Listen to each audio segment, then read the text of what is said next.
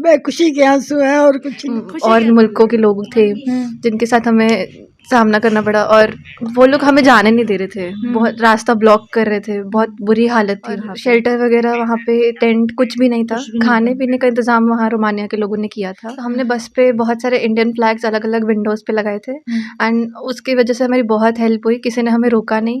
जी, Indian flag की ताकत क्या है वो उस दिन हमें समझ में आई। हमारा जो देश का झंडा है वो हमारा गौरव, स्वाभिमान, अभिमान सब कुछ वही है। सरकार का बहुत बहुत धन्यवाद, उन्होंने मतलब इतना बढ़िया काम करा भाई, इन बच्चों को बड़े सेफली अपने घर लेके आए। मोदी सरकार का बहुत बहुत धन्यवाद। नमस्कार, मैं हूं शर्मा स्वास्तिक न्यूज से और इस वक्त हम उपस्थित है हर्षिता गुलाटी के घर। जैसे कि हर्षिता गुलाटी का नाम आते ही सारे दर्शकों को कान तो जरूर खड़े हो गए होंगे, होना भी जायज है। काफी इस गुड़िया की हम आए थे जब उस टाइम यूक्रेन में हमारी हर्षिता से बातचीत हुई थी और आज खुशखबरी ये है कि खुशी की बात ये है कि हर्षिता आज अपने घर, अपने परिवार, अपने वतन, अपने लोगों के पास लौट आई है, खुशी से लौट आई है और आज खुशी का बहुत माहौल है पूरे परिवार में। दादी है वो बहुत खुश है, मम्मी पापा और जो प्यारी सी बहन थी मासूमा, जिसने बड़ी ही मासूम, जिसका नाम मासूमा है लेकिन वो वाकई ही इतनी मासूम थी कि इतनी मासूम तरीके से उसने गुहार लगाई थी प्रशासन से, सरकार से, अपनी बहन के आने की खुशी में वो बहन के आने के लिए गुहार लगाई थी। और बड़े पापा की बात करें तो उनकी आंखें इस प्रकार नम हो चुकी थी कि वो कहना भी कुछ नहीं चाहते थे। सबसे पहले दादी से बात करते हैं। अब तो खुशी की बात, आप क्यों रो रहे हो? है, मैं खुशी के आंसू है और कुछ नहीं। खुशी के आंसू है। अब बेटी सुख शांति से घर वापस आ गई है, आ गई है। तो अब सरकार का धन्यवाद करना चाहेंगे आप? कहेंगे सरकार को धन्यवाद है सरकार का, सरकार ने भेज दिया, धन्यवाद उनका। अब तो मत रोइए, अब तो बिटिया घर है, अब रोइए मत। अब तो देखिए सुख शांति से बच्चा अपने घर आ गया और खुशी की बात है ये तो। खुशी की बात, खुशी की बात है, बहुत खुशी की बात है मेरे लिए तो, बहुत खुशी है। बहुत चिंता थी आपको जब तक वहां थी। रोइए मत, रोइए मत। देखिए हम दादी की बात देखिए, ये कुछ परिवार इसे ही कहते हैं बच्चा दूर हो तब भी आंख नम हो जाती है। और जब बच्ची अपने घर लौट आ चुकी है, हर्षिता अपने घर आ चुकी है, तब भी दादी की खुशी के कारण आज आंखें नम हो चुकी है। और ये अब जल्दी से जुड़ जाते हैं हर्षिता गुलाटी जी से और हर्षिता का क्या कहना है और क्या क्या उन्होंने वहां फेस किया, क्या क्या उन्हें मुसीबतों का सामना वहां करना पड़ा। ऐसे ही कुछ खट्टे और कुछ मीठे सवालों के साथ हम हर्षिता से बातचीत करते हैं। हर्षिता हेलो। जी, मैं हर्षिता गुलाटी हूँ और इवानो फ्रैंकोस नेशनल मेडिकल यूनिवर्सिटी से पढ़ती हूँ। एंड जैसे ही हमें पता चला 24 को वॉर स्टार्ट हो चुका है, उसके नेक्स्ट डे मेरी फ़्लाइट थी जो कैंसिल हो गई थी और हमने प्लान किया कि हमें खुद से ही यहाँ पे रोमानिया बॉर्डर जाना होगा। जैसे हमने एम्बेसी से कॉन्टैक्ट करके पता किया और वहाँ जाने के लिए मेरे पास कोई सोर्स नहीं था। हमने बहुत मशक्क़त करके प्राइवेट बसेस का इंतज़ाम करके सब बच्चे निकले 26 को। एंड बॉर्डर पे इतनी रश, इतना भीड़ धक्का कि वहाँ पे नाइजीरियंस हैं और दूसरे और मुल्कों के लोग थे जिनके साथ हमें सामना करना पड़ा और वो लोग हमें जाने नहीं दे रहे थे, बहुत रास्ता ब्लॉक कर रहे थे, बहुत बुरी हालत थी वहाँ पे। बच्चों ने बहुत भारी भारी बैग टांगे थे अपने कंधों पे। अच्छा हर्षिता, जैसे आपको बीच में रोक रही हूँ उसके लिए क्षमा चाहती हूँ, पर सुना है वहाँ ठंड भी बहुत होती है। जी, वहाँ पे माइनस में टेम्परेचर था उस टाइम, हवा चल रही थी बहुत और शेल्टर वगैरह वहाँ पे, टेंट कुछ भी नहीं था, खाने पीने का इंतजाम वहाँ रोमानिया के लोगों ने किया था, लेकिन ठंड बहुत ज़्यादा थी और धक्का मुक्की बहुत थी।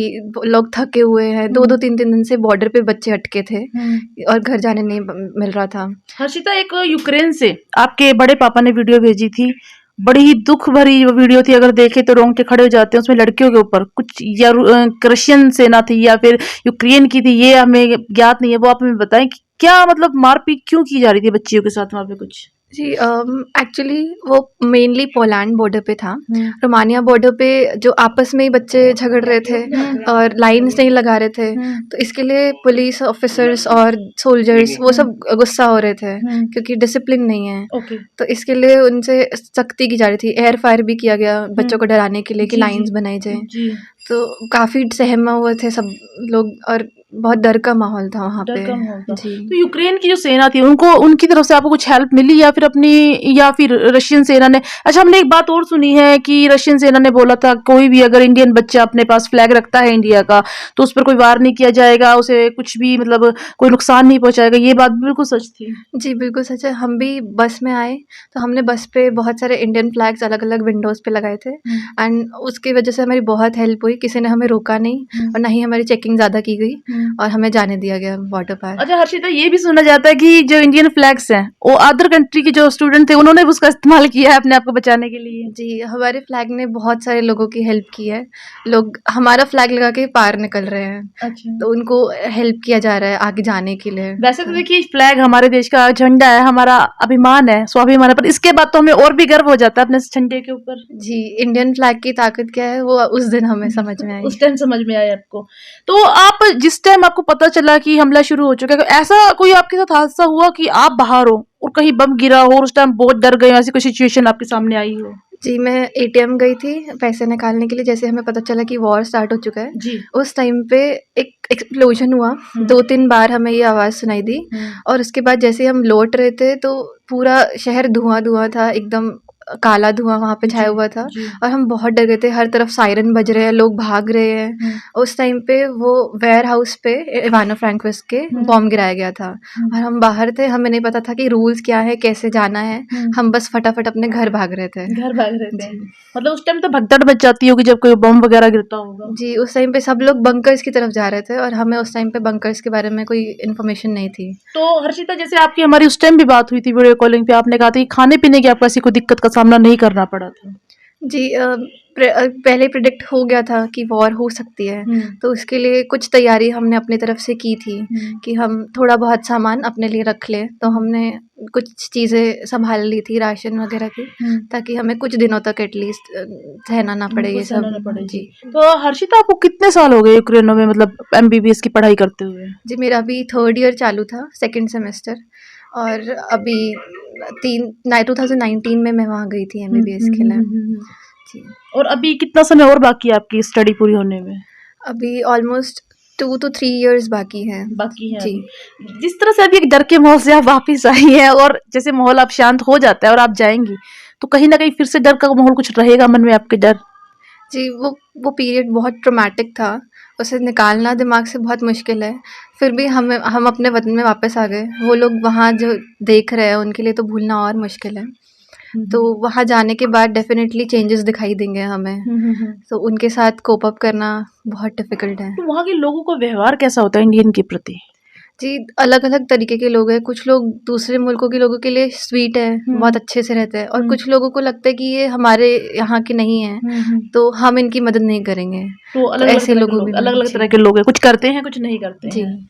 तो अभी आप जैसे लौट आए, जिस दिन आप लौट कर आए हैं, तो परिवार वालों की खुशी के बारे में क्या कहेंगे? क्योंकि उस टाइम जब हमने बातचीत की थी, मासूमा ने बड़े प्यार से सरकार से अनुरोध किया था आपके लिए, आपकी बहुत लविंग और केयरिंग सिस्टर है, आपको गर्व होना चाहिए, आपकी परिवार आपके लिए बहुत केयर करता है। तो जब आप घर लौटे तो उस वक्त परिवार वालों की क्या सिचुएशन थी, क्या मतलब माहौल था घर का?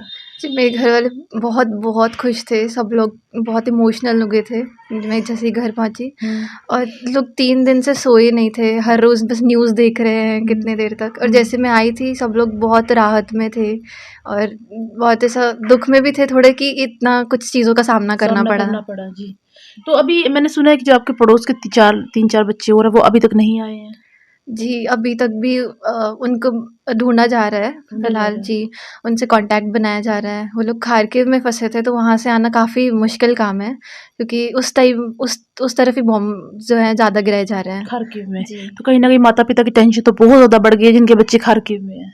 जी, मैं यही चाहती हूँ कि वो जल्दी से जल्दी वापस आ जाए, किसी तरीके से उन्हें बॉर्डर तक पहुँचने का चांस मिल जाए, क्योंकि बॉर्डर पे आने के बाद वहाँ से निकल के सरकार बहुत हेल्प कर रही है। तो अब सरकार की हेल्प की बात आई है, तो सरकार ने आप कितनी हेल्प की है, मोदी सरकार ने, तो क्या कहना चाहेंगे सरकार को? जी, जैसे हमने बॉर्डर क्रॉस किया, लड़कियों को उन्होंने पहले भेजा और उसके बाद हमें बस से सीधा एयरपोर्ट ले जाया गया और जैसे हमारा नाम आया हमें फ़्लाइट मिल गई फ्री में। और उसके बाद आगे जो बच्चे मुंबई के हैं या केरल, ओडिशा ऐसी दूर की जगहों के, उन्हें डोमेस्टिक फ़्लाइट भी फ्री में दी गई थी। उन्हें गेस्ट हाउस में रखा गया अगर ज़रूरत पड़ी तो, और शेल्टर्स अरेंज किए गए हैं बॉर्डर के बाद अगर फ़्लाइट जाने के नहीं नाम आया तो ऐसा। तो फ्री में आपको ये सुविधा मतलब सरकार ने, हमारी सरकार ने दी है? हाँ जी। थैंक यू तो सरकार का बनता है। जी, thank you so much Modi ji, आपने बहुत हेल्प की है हमारी। जी, तो अब हम मासूमा से बात करते हैं। मासूमा, उस टाइम में बड़ी टेंशन में थी, सिस्टर के लिए बहुत आपकी चिंता बहुत थी, अब सिस्टर घर आ गई है तो क्या कहेंगी आप? अब तो मैं बहुत खुश हूँ। इवन मैं सरकार का धन्यवाद भी करना चाहूँगी कि उन्होंने जल्दी से जल्दी इन सबको इवैक्यूएट करवाया है, और अभी जो फंसे हुए हैं उनके लिए भी मैं चाहती हूँ कि वो भी जल्दी आ जाएं। तो मेरा तो यही है सरकार से कि उनका बहुत बहुत धन्यवाद।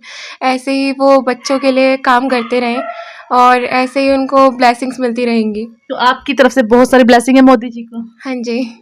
क्योंकि कहीं ना कहीं अब झंडे की बात आती है हमारे देश की। हमें हर्षिता ने बताया कि फ्लैग की मदद से और लोग भी निकले हैं, तो पहले हमें अभिमान है अपने झंडे पर, तो ये स्वाभिमान अभिमान तो और दुगना हो जाता है इस चीज को देखकर। हाँ, हमारा जो देश का झंडा है वो हमारा गौरव, स्वाभिमान, अभिमान सब कुछ वही है।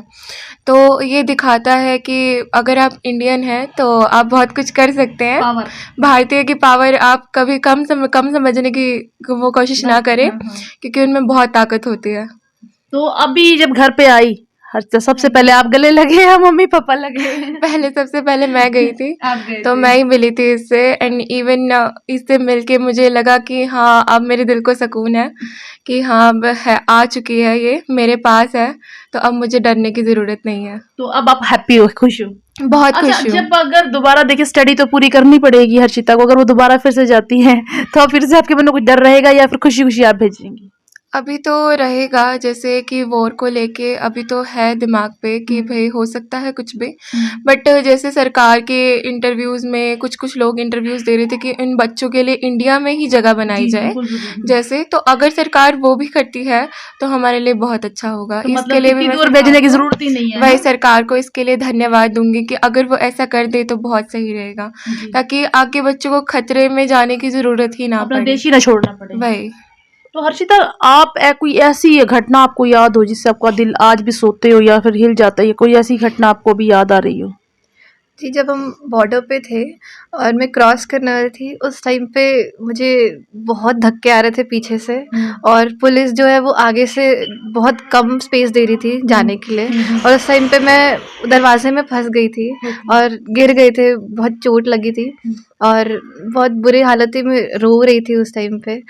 उन्होंने मुझे चश्मा ढूंढने नहीं दिया, बहुत परेशानी हुई आपको? जी, उन्होंने बोला अपनी ज़िंदगी बचाओ और कैसे भी करके यहाँ से निकलो, तो मेरा कुछ सामान रह गया उधर, और पर निकल के आना पड़ा मुझे। निकल के आना बहुत पड़ा। बहुत तो वो dramatic समय था। आज भी आपको तंग करता है अकेले में, या फिर रात को सोते हो तंग करता है उस समय आपको? जी, जब भी वो याद आता है तो ऐसा लगता है कि वो दोबारा देखना ना पड़े बस। देखना ना पड़े। हम भगवान से हमारी यही प्रार्थना है, किसी भी बच्चे को ऐसा जो मुसीबत का समय आपने बीता या गया है, उस पे आपको ऐसी मुसीबत का समय मतलब आपको देखना ही ना पड़े, ऐसा वक्त कभी आए ही ना। जी। हर्षिता, एक बात और कहेंगे, बड़े पापा के बारे में क्या कहेंगे? मैंने माँ को रोते हुए बहुत देखा है, पर आपके बड़े पापा माँ की तरह बिलक बिलक के रोए, क्या सबसे ज्यादा प्यार वो आपसे करते हैं घर में? जी, बड़े पापा का मुझसे बहुत लगाव है। बहुत उन्होंने लगाव है। हाँ, स्टार्टिंग से मेरे लिए बहुत कुछ किया है और आज तक करते ही आ रहे हैं और आगे भी करते रहेंगे, ऐसा उनका कहना है। उसका नहीं, आपको क्या लगता है पापा के बारे में, आप क्या कहना चाहेंगी? जी, वो मुझसे बहुत प्यार करते हैं, मैं शब्दों में नहीं बयान कर सकती, क्योंकि एक पापा का प्यार नहीं बताया जा सकता। वो जी। जताते नहीं हैं पर करते बहुत हैं। करते बहुत है। धन्यवाद हर्षिता। आइए बड़े पापा से जुड़ जाते हैं, जिन्होंने हमसे बातचीत करने के लिए उस दिन तो इनकार कर दिया, क्योंकि आंखें नम थी, और हम भी इस प्रकार परिवार को कभी भी हम जबरदस्ती नहीं कर पाते, क्योंकि आज दादी की आंखों में खुशी के आंसू हमने देखे। आज बड़े पापा हैं, बड़े पापा से बात करते हैं। नमस्कार अंकल जी। नमस्ते बेटा। अंकल जी, अब कैसा लग रहा है? अब तो हर्षिता घर आ बहुत गई। बहुत रिलैक्स है, बाकी बच्चे भी आ रहे हैं।